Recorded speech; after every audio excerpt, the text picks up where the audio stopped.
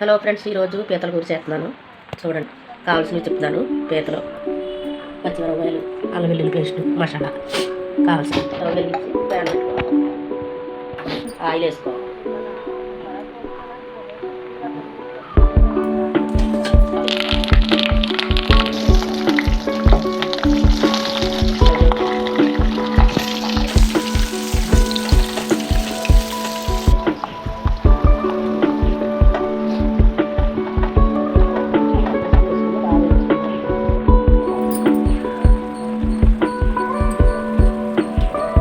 వేసుకుని బాగా వేసుకుంటే బాగుంటుంది.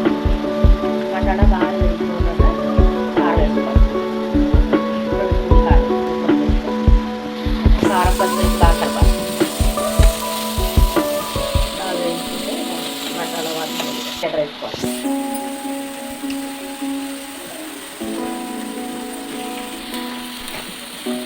బాగా కలుపుకోవాలి. పీతలు ఇలా బాగా కలుపుకున్నాక వాటర్ పోసుకోవాలి.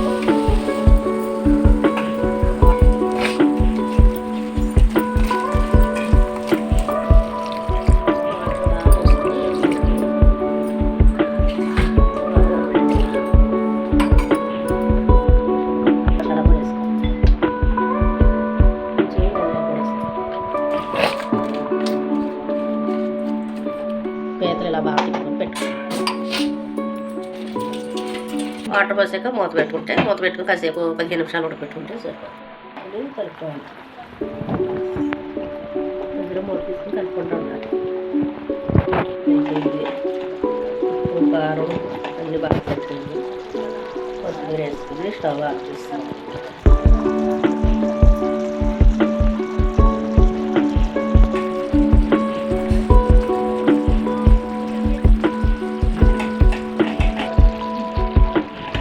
పీతల కూర రెడీ అయిపోయింది. అన్నీ సరిపోయినాయి. ఈ పీతల కూర దగ్గరికి అయిపోయింది. ఉడికిపోయింది. ఉడికాక కొత్తిమీర వేసుకొని స్టవ్ ఆఫ్ చేసుకోండి.